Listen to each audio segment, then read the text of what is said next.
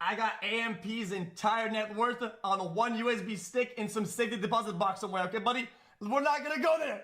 We're not gonna go there. Because we can do whatever you want to do. Watch for watch, house for house, M for M. I'm with it. I have enough leverage here to buy his entire net worth sitting in a locked vault somewhere. It sounds like the kind of bravado you'd hear in a high-stakes poker room, not a casual chat between digital entertainers. But this is the world of modern streaming, where millions of dollars, massive egos, and fanatical audiences collide. Two of the most influential titans on the internet have spent the better part of a year locked in a volatile, escalating rivalry. The most baffling element? It was sparked by a single seemingly insignificant joke about gifted subscriptions. From that one throwaway comment, the situation spiraled into a full-blown culture war featuring claims of rigged view counts, a six-figure debt that allegedly went unpaid, ghosted phone numbers, and eventually Mr. Beast stepping in to play the role of mediator. None of this happened in a vacuum, so let's look back at the beginning, because the descent into this chaos was anything but sudden.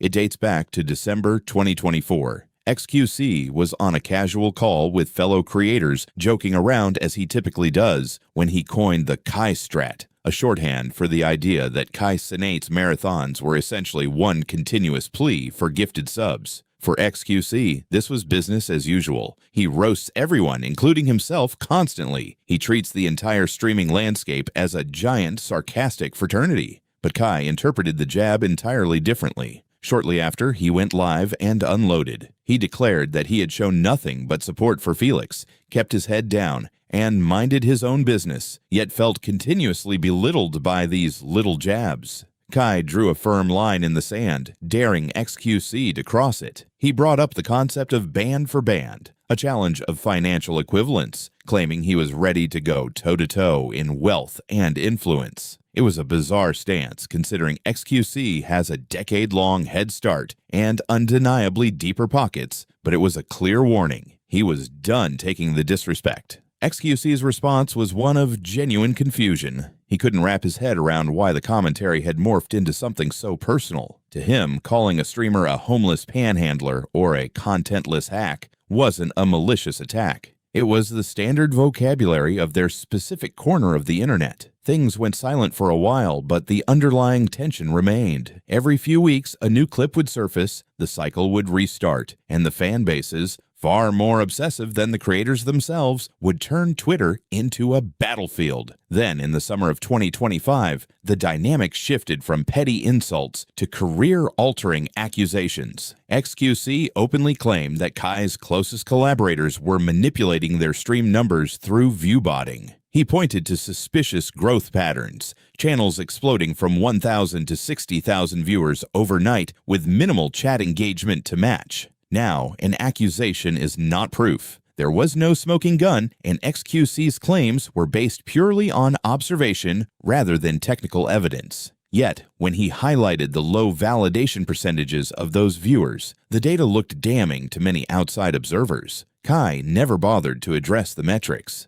Instead, he treated the accusation as a personal slight, framing xQc as a bitter hater who simply couldn't stomach the success of his peer group. He went on a tirade, roasting xQc's personality and lifestyle, effectively dodging the statistical critique while leaning into the personality conflict. The situation grew even more toxic during an infamous broadcast featuring 21 Savage. Kai phoned xQc midstream, and the two placed a $100,000 wager on the outcome of a game.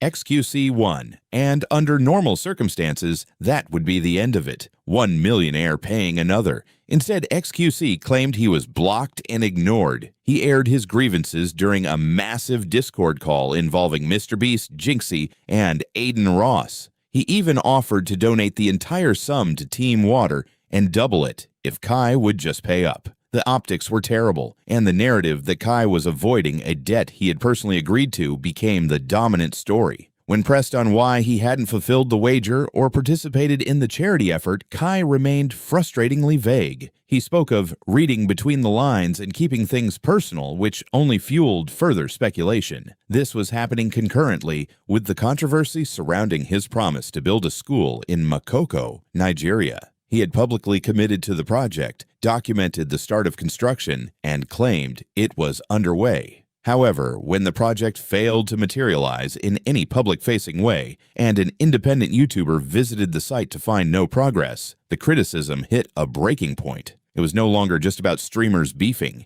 It was about the misuse of public trust and philanthropic promises.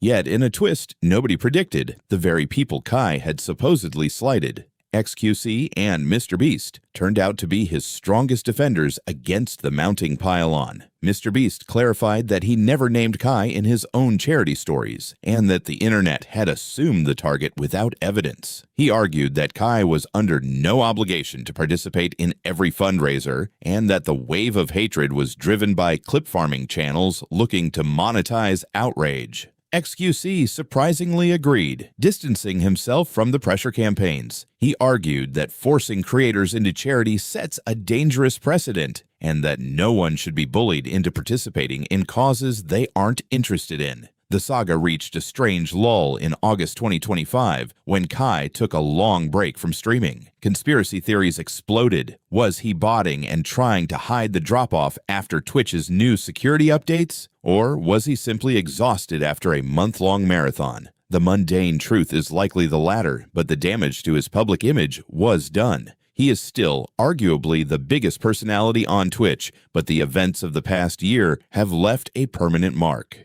When you stack the unpaid debts, the charity backlashes, the unfulfilled promises, and the endless accusations of artificial engagement, it becomes difficult for the audience to view his actions in isolation. The two people who should have had the most reason to hate him, the man owed money and the man snubbed for charity, were the ones who told everyone to stand down. That says a lot about the reality of the streaming industry. Cenat remains at the top, but the cracks are undeniably visible, and his next move will determine whether this is just a rough patch or the beginning of a long, slow decline. The internet has a long memory, and in the world of online entertainment, reputation is the only currency that matters.